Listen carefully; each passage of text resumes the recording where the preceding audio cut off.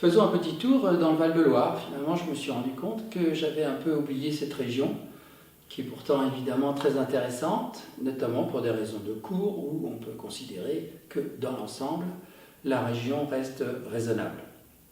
Et puis, il y a aussi l'histoire du réchauffement climatique qui a permis à certains secteurs de faire des vins assez, même très différents d'il y a, disons, une trentaine d'années, et pour lesquels c'est plutôt positif. Je pense aux muscadets, qui ont des vins qui ont gagné en ampleur et en volume, très éloignés de ce que je goûtais dans ma jeunesse. Les cépages sont variés. En rouge, on pourrait surtout parler du gamay et du cabernet franc, en vous rappelant que le gamay donne plutôt des vins sur le fruit, la fraîcheur, à goûter relativement rapidement, ça dépend de la manière dont ils sont vinifiés. Et des vins plus de garde, les cabernets à base de cabernet franc, le même cépage qu'on trouve d'ailleurs à Bordeaux, surtout sur la rive droite. Question blanc, et bien là aussi le choix est très très large. Évidemment, cette région est connue avant tout pour le Sauvignon, parce que le calcaire là-bas, eh bien c'est vraiment un royaume pour le Sauvignon. Dans les années 70-80, il y a eu un boom commercial absolument délirant sur le Sancerre. Sancerre blanc, mais aussi Sancerre rouge, etc. Avec des cours qui ont bondi et qui n'ont jamais vraiment redescendu. Ça a donné lieu à des dérives regrettables en termes de qualité, notamment en hôtellerie-restauration, où on vous servait, et on vous sert encore, des vins absolument scandaleusement mauvais. Parce que pour que le Sauvignon ne sente plus rien au nez, ça veut dire qu'il y a des rendements de fou derrière. Et puis d'ailleurs, ça a un peu éclipsé les autres appellations qui font de très bons Sauvignons, comme le Pouilly fumé, et d'autres appellations encore moins connues, comme Quincy. Les Pouilly fumés d'ailleurs rivalisent avec les Sancerre, et j'en ai goûté d'ailleurs qui, à mon avis, ne me faisait pas regretter le Sancerre.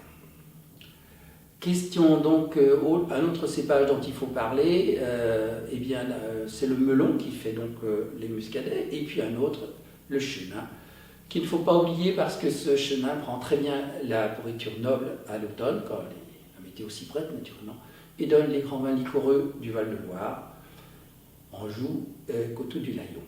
Le Coteaux du Layon, au fil des années, on a affiné un peu la classification des terroirs. Autrefois, il y avait Coteaux du Layon, c'est tout, et une petite surface qui donnait les meilleurs vins, quart de chaume.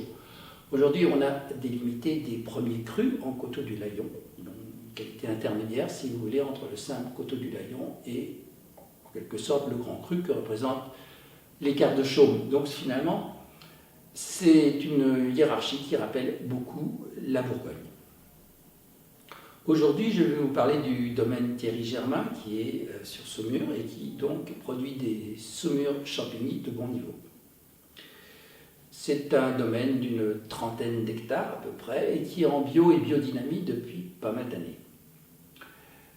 Cette cuvée s'appelle Martingale. On peut considérer que c'est à peu près le milieu de gamme de ce que propose le viticulteur dans le millésime 2017.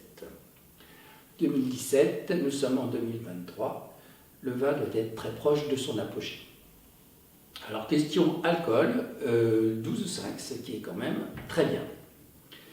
Nous allons donc goûter ce Saumur Champigny, ce sont des vins en général qui associent fruits et structure, parce que les peaux du Cabernet sont plus épaisses que les peaux du Gamay, et donc délivrent des tanins beaucoup plus, corsés. Goûtons ce Saumur Champigny.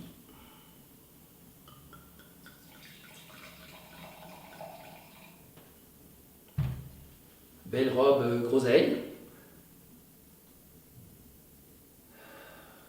Tuilé, mais pas complètement. Arôme intense. De sous-bois, de noix. Et la groseille qui surnage. L'agitation, les arômes fruités ressortent plus. peu de cassis. Les notes boisées sont assez nettes. On sent un vin d'une belle concentration.